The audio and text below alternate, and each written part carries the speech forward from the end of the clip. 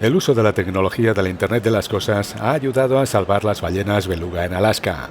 En febrero de 2017 se reportó un vertido de gas natural a unos 150 kilómetros de Anchorage, la capital de Alaska.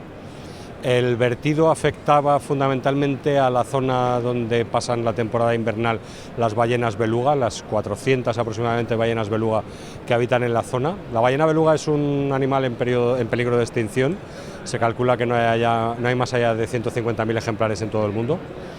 Y el gobierno de Alaska inmediatamente declaró una alerta de tipo ambiental y encargó a nuestro partner, la empresa norteamericana Aridea, la ejecución de un protocolo para monitorizar la calidad ambiental, la calidad del agua y del aire en la zona que se veía afectada por el vertido. Pero las condiciones climáticas dificultaban los trabajos de reparación de la fuga de gas.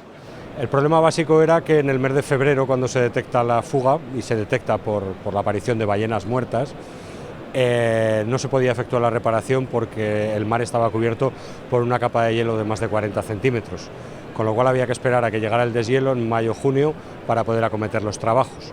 Entre tanto, el gobierno quería monitorizar exhaustivamente las condiciones del hábitat para poder tomar alguna decisión con respecto al futuro de las ballenas. Para monitorizar el aire y el agua de la zona afectada por la fuga de gas, idearon una solución muy inteligente. Para hacerlo, lo que hizo Aridea, con nuestra ayuda, fue diseñar una boya en la que incluir los sensores con los que iban a monitorizar las condiciones ambientales. La boya era algo parecido a esto, pero a otra escala. Esto es simplemente un modelo que hemos traído a la feria para poderlo enseñar. La boya real tiene unos 2 metros de alta y pesa casi 600 kilos. Va dotada de una serie de sensores que van inmersionados en el agua, de la misma manera que va inmersionado en el agua de este tanque de demostración, pero en el caso real los sensores eran de temperatura, conductividad, pH, oxígeno disuelto, metano disuelto en el agua, turbidez, etc. En el aire estábamos midiendo otros parámetros: temperatura, humedad, presión atmosférica, metano en el aire, CO2 en el aire. Bueno, estaban los parámetros que el equipo científico que se quedó al cargo del desastre consideraron que eran necesarios. Una solución eficaz, pero no exenta de dificultades. Para nosotros el principal reto era asegurar la comunicación de los datos que suministraban los sensores con el barco donde estaba el punto de acceso a Internet por satélite, que se encontraba en la zona de exclusión por riesgo de explosión que se había declarado alrededor de la fuga. Digamos que la boya estaba justo encima de donde estaba la fuga y el barco estaba entre 6 y 8 kilómetros del punto. Establecimos un protocolo de radio privado a 900 MHz con un gateway en el barco y una conexión vía satélite desde el gateway hasta Internet.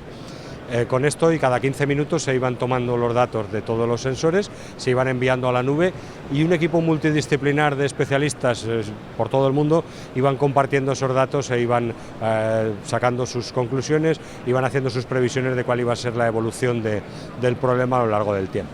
Al llegar el deshielo, en el mes de junio, los buzos repararon de forma permanente la fuga de gas.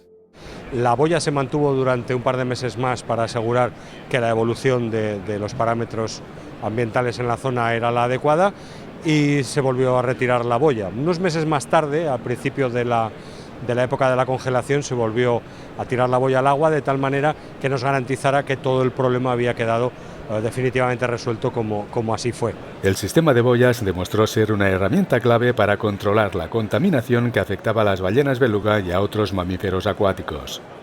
A partir de ese momento el gobierno de Alaska consideró que el acuerdo de confidencialidad que nos habían hecho firmar a todas las partes quedaba suspendido y fue cuando nos dieron realmente autorización para poder compartir el caso y elaborar el caso de estudio que podéis encontrar en nuestro website libelium.com convenientemente documentado. Este es un ejemplo de cómo el Internet de las Cosas puede ayudar a la conservación del hábitat marino y las especies protegidas, ayudando a reducir el calentamiento de los polos y el consecuente cambio climático. Si te ha gustado este vídeo, compártelo con tus amigos y deja tu opinión en los comentarios para seguir la conversación. Suscríbete para no perderte ningún vídeo y activa la campanita para recibir una notificación de contenido nuevo.